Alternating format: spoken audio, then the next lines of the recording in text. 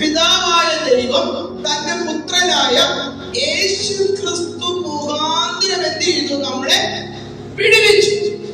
ശ്രദ്ധിച്ച്, നമ്മളെ എന്ത് ചെയ്തു? വിടുവിച്ചു. വിടുവിച്ചിട്ട് എന്ത് ചെയ്തു? നമ്മെ വെളിച്ചമുള്ളവരാക്കി തീർത്തു. എങ്ങനെയാ?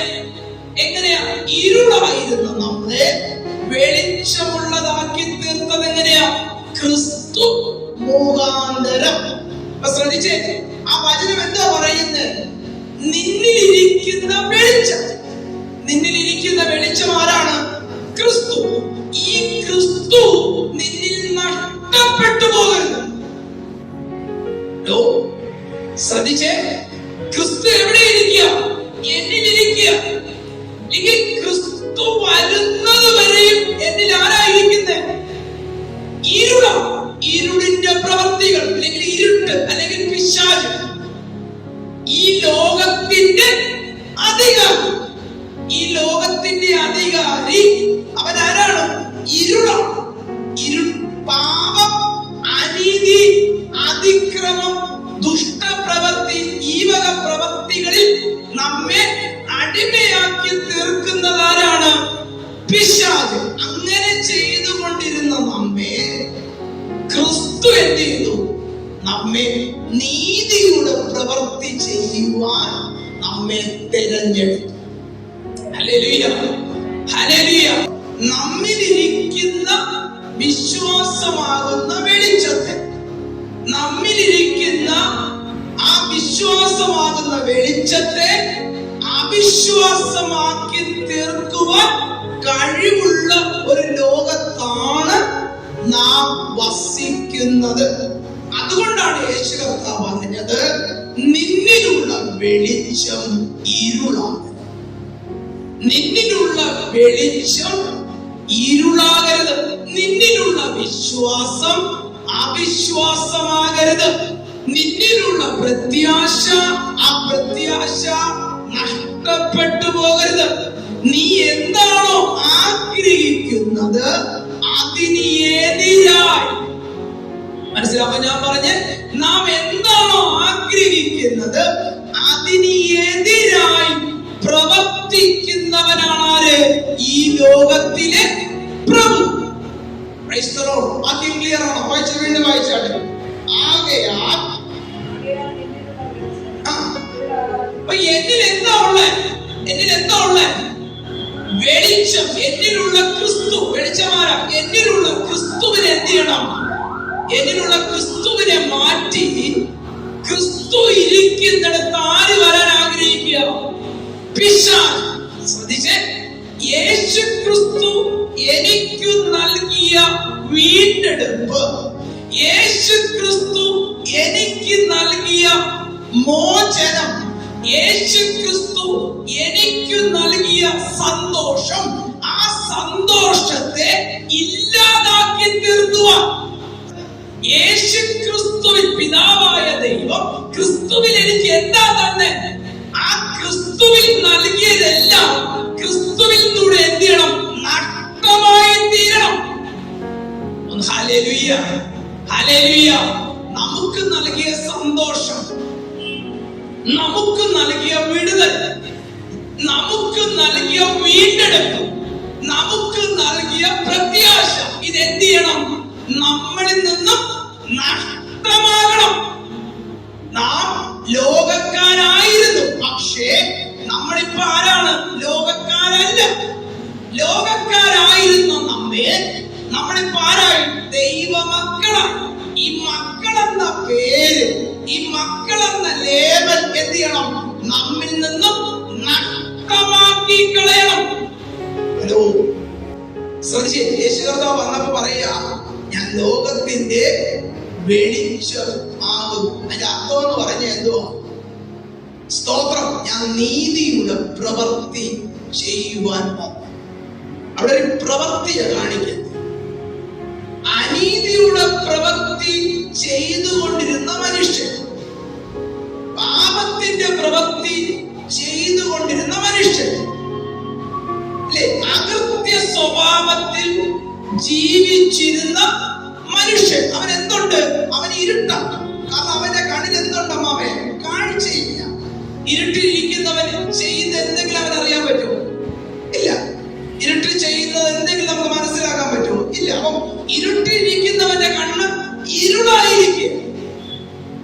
ഇരുളായിരിക്കുക.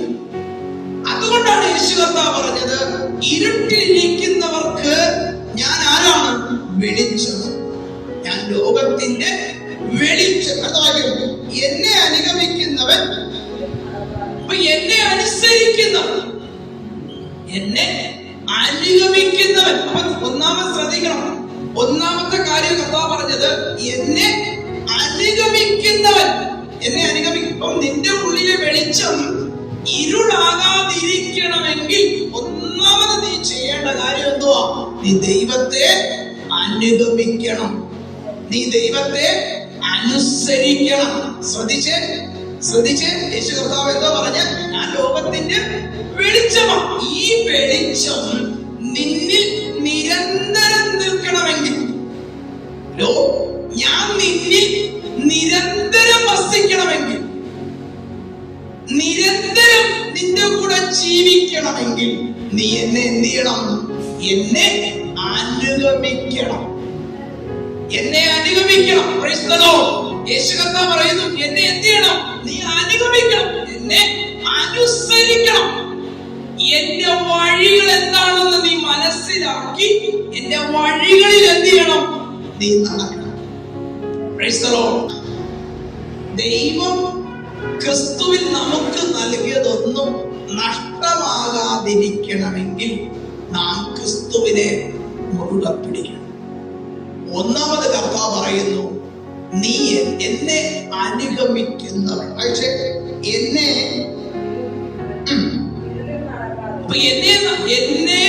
അനുഗമിക്കുക എന്ന് പറഞ്ഞെന്തുവാ? അനുസരിക്കുക. ഇനി അനുഗമിക്കുക എന്ന് പറഞ്ഞാലോ, എന്റെ വചനം അനുസരിക്കുക, എന്റെ വചനത്തിന് ഇമ്പോർട്ടന്റ് കൊടുക്കുക, ദൈവവചനത്തിന് ഇമ്പോർട്ടന്റ് കൊടുക്കുക. ഒന്നുകൂടി ആഴമായി പറഞ്ഞാൽ, അവന്റെ വിഷയത്തെക്കാൾ ഇമ്പോർട്ടന്റ് ദൈവത്തിന്റെ വിഷയത്തിന് അവൻ എന്ത് ചെയ്യും? കൊടുക്കും. ദൈവം നോക്കുന്ന നിന്റെ ജീവിതത്തിനകത്ത് നീ ആരെയാണ് അനുസരിക്കുന്നത്? ഹലോ, നീ ആരെയാണ് അനുസരിക്കുന്നത്? നീ ദൈവത്തെയാണോ അനുസരിക്കുന്നത്? അതോ നിന്റെ ജഡത്തെ, ലോകത്തെയാണോ നീ അനുസരിക്കുന്നത്? കാരണം നിന്നെ വെളിച്ചമാക്കി തീർത്ത ദൈവം ആഗ്രഹിക്കുന്നത് ആ വെളിച്ചത്തിന്റെ അനുഭവത്തിൽ നീ ജീവിക്കണം. ഒന്നുകൂടി പറഞ്ഞാൽ, നിന്നെ ക്രിസ്തുവിലാക്കി തീർത്തതിന്റെ കാരണം ആ ക്രിസ്തുവിൽ നീ എന്ത് ചെയ്യണം? പണിയപ്പെടണം. ക്രിസ്തുവിൽ നീ എന്ത് ചെയ്യണം? പണിയപ്പെടണം. ക്രിസ്തു മുഖാന്തരം നീ ആരായി തീരണം? ദൈവ മകളായി തീരണം. അപ്പൊ നിന്നോട് ഇത്രമാത്രം ശത്രു എതിർക്കുന്നതിന്റെ കാരണം ദൈവ മകളായി തീർന്ന ദുഷ്ടൻ നിന്റെ മേൽ ആധിപത്യം എടുക്കാൻ കഴിയില്ല. അതുകൊണ്ടാണ് കർത്താവ് പറയുന്നത്, നിന്നിലുള്ള വെളിച്ചം ക്രിസ്തു, ആ ക്രിസ്തു നിന്നിൽ നിന്നും പോകാതിരിക്കേണ്ടതിന്, ആ ക്രിസ്തു നിന്നിൽ നിന്നും നഷ്ടമാകാതിരിക്കേണ്ടതിന് ആ ക്രിസ്തുവിനെ നീ എന്ത് ചെയ്യണം? അനുഗമിക്കണം, അനുസരിക്കണം. സ്തോത്രം, സ്തോത്രം. നമ്മൾ ദൈവത്തെ അറിഞ്ഞു. പക്ഷെ നമ്മൾ ദൈവത്തെ എങ്ങനെ അറിഞ്ഞു? വചനത്തിലൂടെ അറിഞ്ഞു. പക്ഷെ വചനത്തിലൂടെ അറിഞ്ഞിട്ടും നമുക്ക് ആ വചനപ്രകാരം ജീവിക്കാൻ കഴിഞ്ഞില്ല എങ്കിൽ, അല്ലേ? പാറമേല് ഒരാള് പണിത് വീട്, മണലിന് മേളിൽ വീട് പണിത്. പ്രതിസന്ധി വന്നപ്പോൾ പാറമേൽ പണിത വീട് എന്ത് ചെയ്തു? ഉറപ്പുള്ളതായിരുന്നു. പ്രതിസന്ധി വന്നപ്പോൾ മണലിന്റെ മേൽ പണിത വീട് എന്ത് ചെയ്തു? ആ വീടിന്റെ വീഴ്ച വലുതായിരുന്നു. ഞാൻ പറഞ്ഞ് മനസ്സിലാകുന്നുണ്ടോ? അപ്പൊ നീ വീട് പോകാനല്ല ദൈവം നിന്നെ വിളിച്ചത്, നീ നഷ്ടപ്പെട്ടു പോകാനല്ല ദൈവം നിന്നെ വിളിച്ചത്. നീ ക്രിസ്തുവിൽ എന്ത് ചെയ്യണം? പാറയാകുന്ന ക്രിസ്തുവിൽ എന്ത് ചെയ്യണം? നീ ഉറപ്പുള്ളവനായി തീരണം.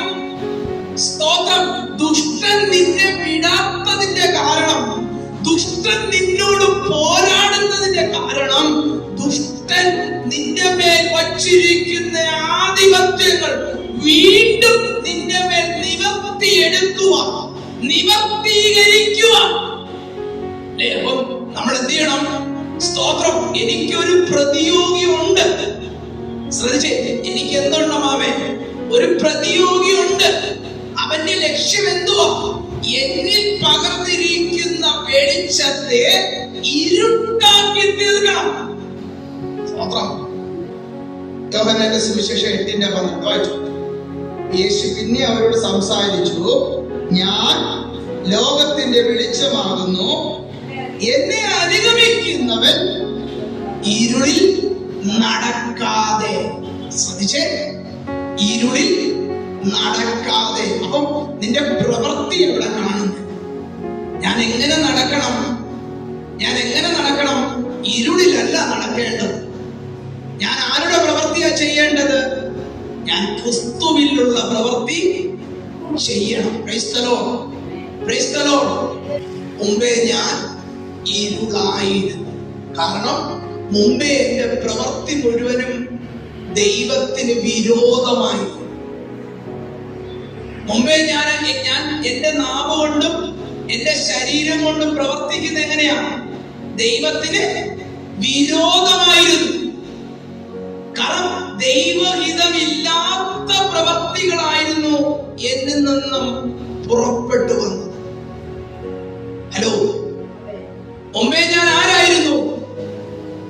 ദൈവഹിതമുള്ളതല്ല ചെയ്തത്. ദൈവഹിതം എന്തെന്ന് എനിക്ക് അറിയത്തില്ല. എനിക്ക് തോന്നുന്നത് പോലെ ആയിരുന്നു ഞാൻ ജീവിച്ചത്. എനിക്ക് സത്യം അറിയത്തില്ല, ഞാൻ അസത്യത്തിലാണ് ജീവിച്ചത്. മുമ്പേ ഞാൻ ആരായിരുന്നു? എനിക്കിഷ്ടമുള്ള രീതിയാണ് ഞാൻ ജീവിച്ചത്. എനിക്ക് തോന്നുന്നത് പോലെ, ഞാൻ എന്താണോ ആഗ്രഹിക്കുന്നത്, ഞാൻ എന്താണോ ഏത് വഴി നടക്കണം, ഞാനാ ദൈവം. മുമ്പേ ഞാൻ ആരായിരുന്നു? എന്റെ ദൈവം ആരാ? ഞാനാ. ഹലോ, മുമ്പേ എന്റെ ദൈവം ആരാ? ഒരു തീരുമാനമെടുക്കുന്ന ഞാനാ, ഒരു കാര്യം തീരുമാനിക്കുന്ന ഞാനാ.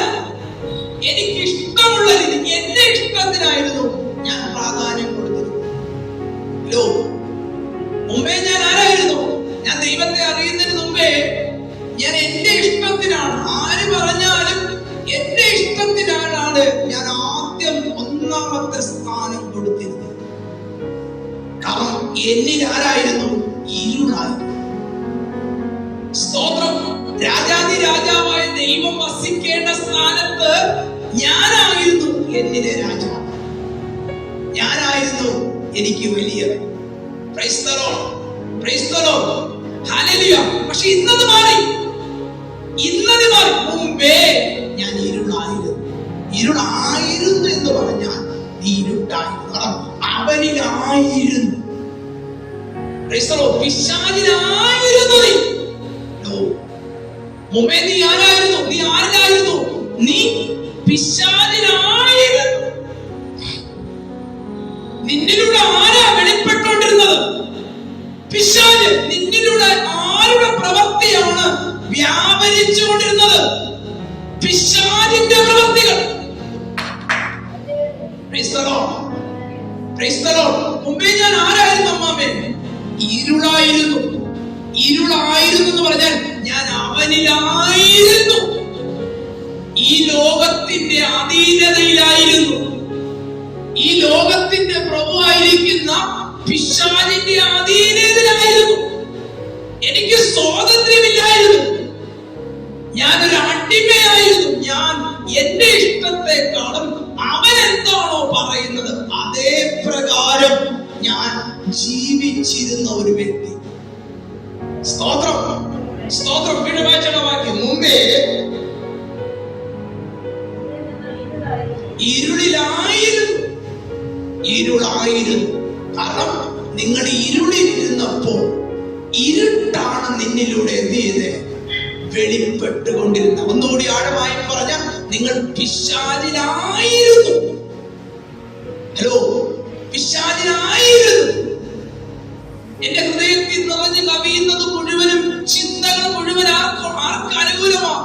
പിശാചിന് അനുകൂലമായിട്ടാണ്. എന്റെ കോപം,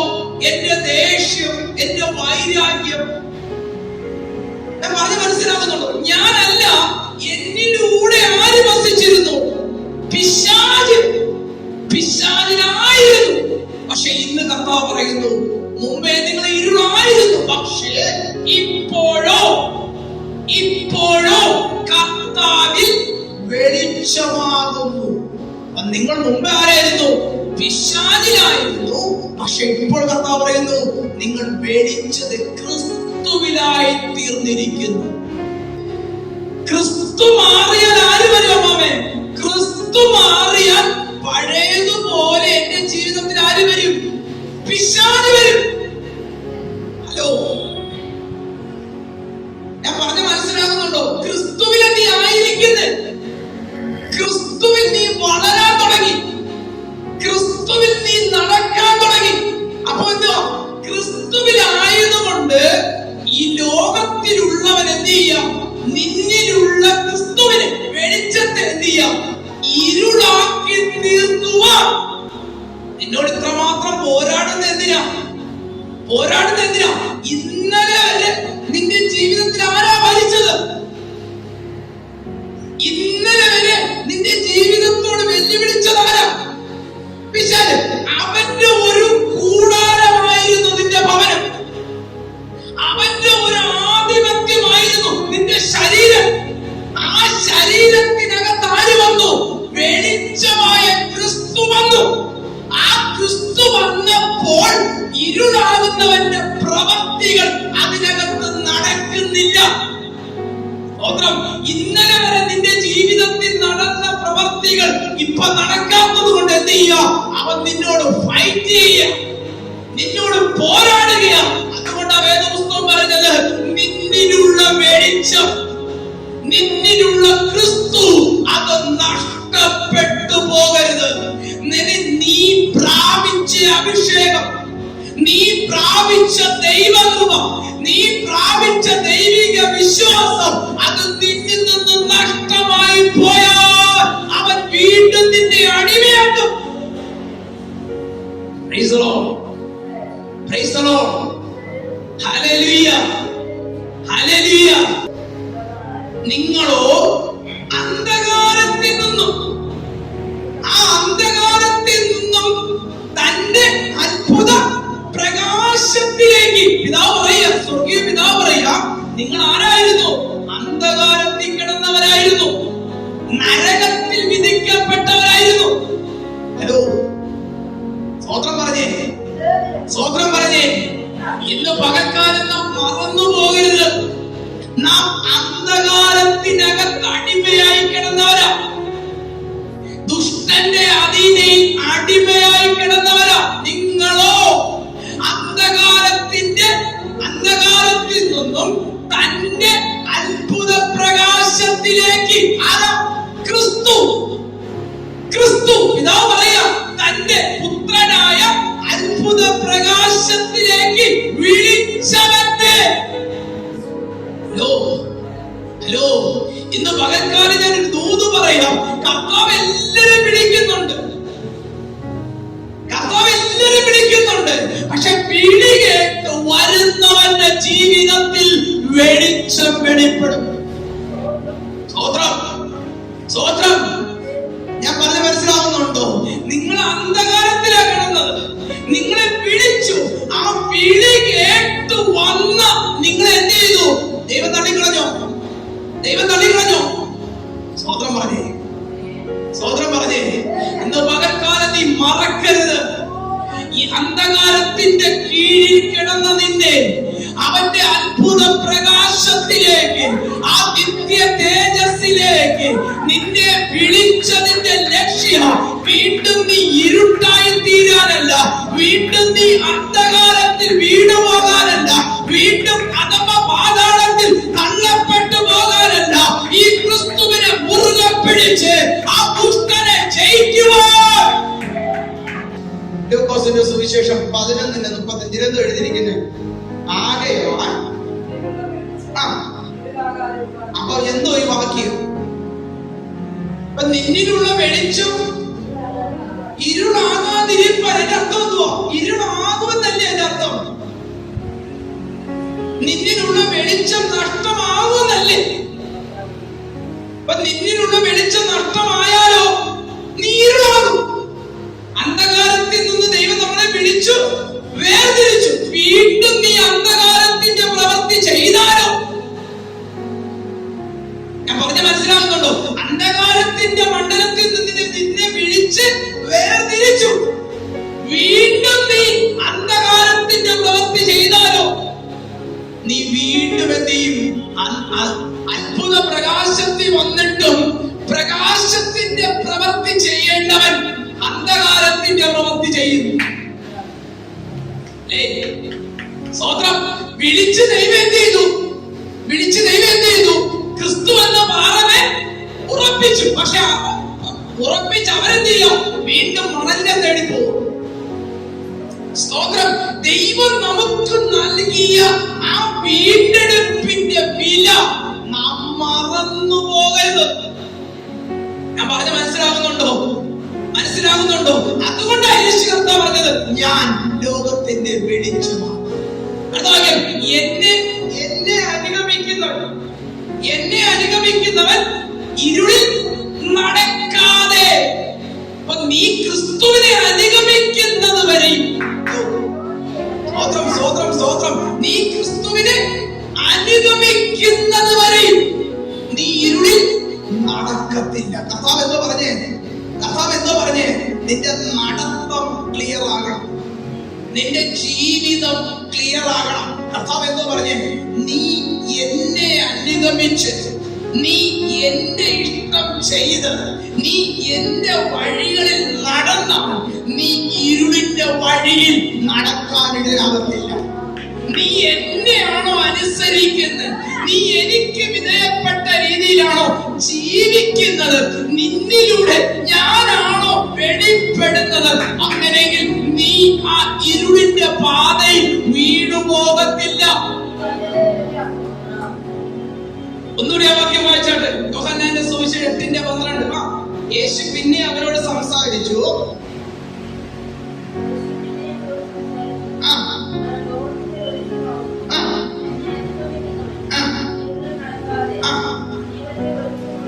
മക്കളെ ശ്രദ്ധിച്ചേ, എന്നെ അനുഗമിക്കുന്നവൻ ഇരുളിൽ നടക്കാതെ.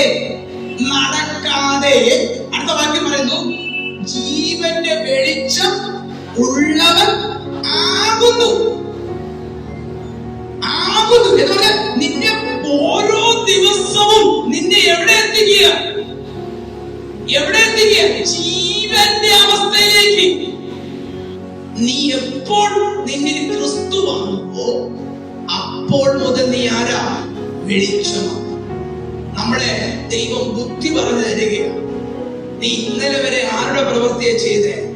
പാപത്തിന്റെ അധികാരിയുടെ പ്രവൃത്തിയെ ചെയ്തു. പാപ വഴിയിലാ നീ നടന്ന്, അല്ലേ? ലോക വഴിയിലാ നീ നടന്ന്. നിന്റെ ജീവിതത്തിനകത്ത് ഇരുട്ട്, വെളിച്ചമില്ലായിരുന്നു.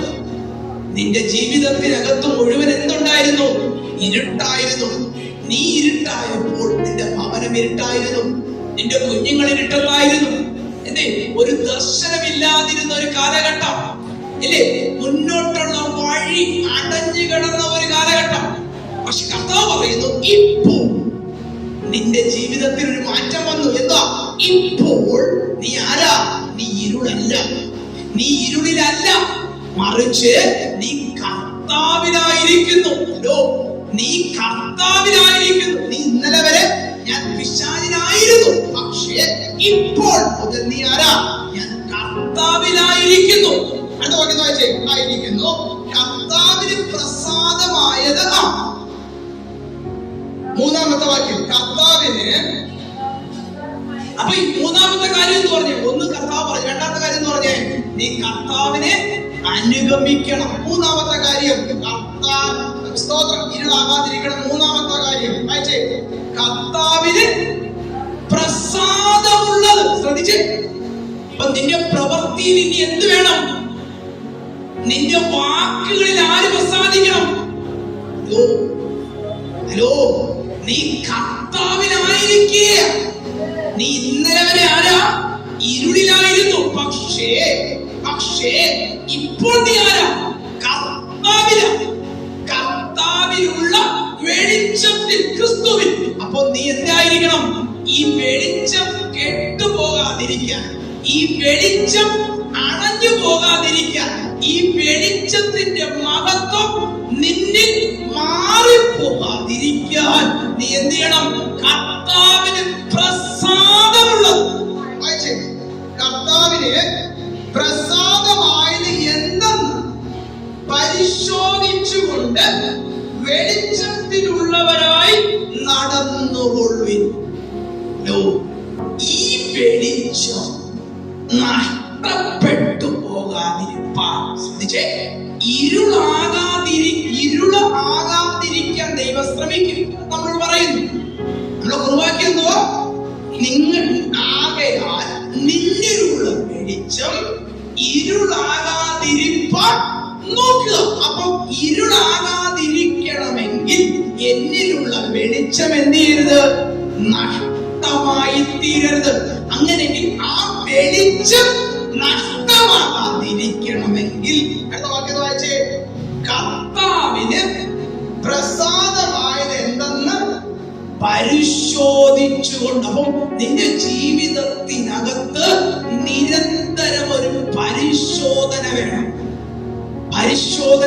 എന്റെ നടപ്പ്, ഈ നടപ്പ് എന്നെ കർത്താവിനോടാണ് അടുപ്പിക്കുന്നത്, അതോ പിശാചിനോടാണ്? ഈ വാക്കുകൾ, ഈ പ്രവൃത്തി, ഞാൻ ഇത് ചെയ്ത, ഞാൻ ഇങ്ങനെ ജീവിച്ച, മനുഷ്യരല്ല നോക്കേണ്ടത്. നമ്മൾ പലപ്പോഴും മനുഷ്യരെ നോക്കിയാ ജീവിക്കുന്നു. മനുഷ്യരെ നോക്കി ജീവിക്കുമ്പോൾ ദൈവമക്കൾ ദൈവത്തെ നോക്കിയാ ജീവിക്കുന്നു. മനസ്സിലാകുന്ന ഞാൻ പറഞ്ഞേ, മനുഷ്യർ ലോകത്തെ നോക്കി മറ്റുള്ളവർ നടക്കുന്നു. പിന്നെ എന്താ എനിക്ക് നടക്കാൻ പറ്റാത്ത? എന്നാൽ ദൈവമക്കൾ അങ്ങനെയല്ല. ദൈവമക്കൾ ലോകമക്കളെ ലോകത്തെ വിട്ടു വന്നവരാണ്. അങ്ങനെയെങ്കിൽ അവരെ നോക്കേണ്ടത് ലോകത്തെയല്ല, ക്രിസ്തുവിനെയാണ്. ഈ ക്രിസ്തുവിനായി എന്ന് പറഞ്ഞാൽ എന്റെ ഈ പ്രവൃത്തി ദൈവേഷ്ടമാണോ? നീ ഇങ്ങനെ നടന്നു കഴിഞ്ഞാൽ, ഇങ്ങനെ ജീവിച്ചു കഴിഞ്ഞാൽ, ഇങ്ങനെ സംസാരിച്ചു കഴിഞ്ഞാൽ, ഇങ്ങനെ പ്രവർത്തിച്ചു കഴിഞ്ഞാൽ നിന്റെ ദൈവം നിന്റെ മേൽ പ്രസാദിക്കുമോ എന്ന് ഞാൻ നിരന്തരം എന്ത് ചെയ്യണം? പരിശോധിക്കണം. കർത്താവേ, എനിക്ക് നിന്റെ വഴിയിൽ നടക്കണം. കർത്താവേ, നിന്റെ പാത വിട്ട് ഞാൻ പോകരുത്. എന്തൊക്കെ പ്രതികൂലം വന്നാലും, എന്തൊക്കെ പ്രതിസന്ധി വന്നാലും നിന്നെ വിട്ടുമാറാൻ എനിക്ക് ഇടയാകരുത് എന്ന് പറഞ്ഞാൽ എന്റെ നോട്ടം മുഴുവനും എന്റെ വിശ്വാസത്തിന്റെ നായകനും പൂർത്തി വരുത്തുന്നവനുമായ യേശുവിനെ നോക്കിയ ഞാൻ നടക്കുന്നത്. ഇന്ന് പകൽക്കാലം നീ പറയണം, എന്റെ വിശ്വാസത്തെ തകർത്ത് കളയുന്ന യാതൊരു ചിന്തയും, യാതൊരു പ്രവൃത്തിയും എന്റെ മേൽ ഉണ്ടാകരുത്. കർത്താവിന് പ്രസാദമായത് വീണ്ടും വായിച്ചേ. കർത്താവിന്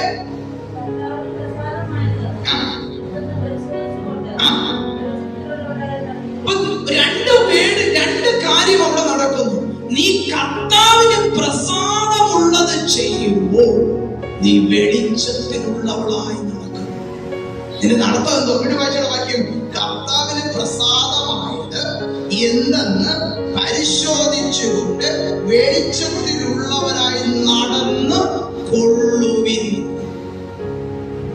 ശ്രദ്ധിച്ചേ, എന്റെ നടത്തം ദൈവേഷ്ടമാകണം.